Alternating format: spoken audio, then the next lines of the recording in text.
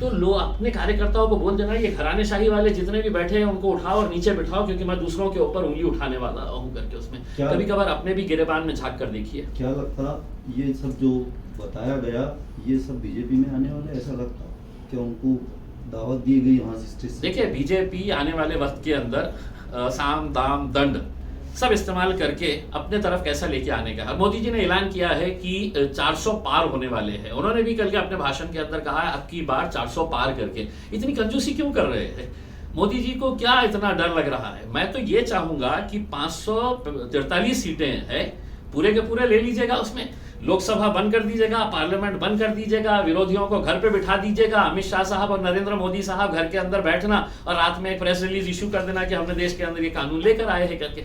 लोकशाही रही नहीं है ना, वैसे भी आपकी हुकुमशाही चल रही है देश के अंदर। तो ये 100-150 सीटों के ऊपर आप क्यों कॉम्प्रोमाइज कर रहे हैं? उनको भी घर पे बिठा दीजिएगा और बैठ जाइए, राजा बनकर इस देश के लोकशाही खत्म कर दीजिएगा।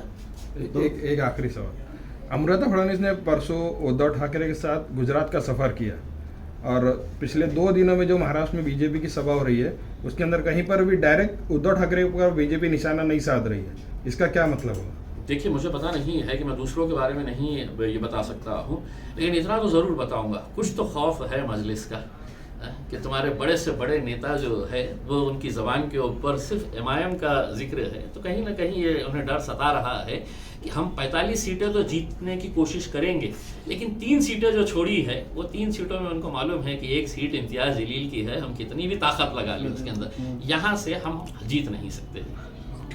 आपसे मेरा ही अगर जिक्र करेंगे, आपने अपने भाषण के अंदर ये कहा कि ये मजलिस है इसको उखाड़ कर फेंकना है, ये जो निजाम थे और रजाकार थे यही बातें कर रहे थे ना। थे अमित शाह साहब, इतिहास के अंदर ये थे, रजाकार थे, लेकिन अब खत्म हो गए, मर गए, चले गए। हम इसी धरती के ऊपर है, इसी देश के अंदर है अमित शाह साहब। मेरा कोई लेना देना नहीं है, ना निजाम से मेरा कोई लेना देना है, ना रजाकारों से कोई लेना देना है। और बड़े दुर्भाग्य से ये कहना पड़ रहा है, जो काम रजाकार उस वक्त करते थे ना, देश को कमजोर करने का काम, देश को तोड़ने का काम जो करते थे, देश के अंदर फूट पाड़ने का जो काम करते थे, रजाकार करते थे। आज कौन कर रहा है? अमित शाह साहब।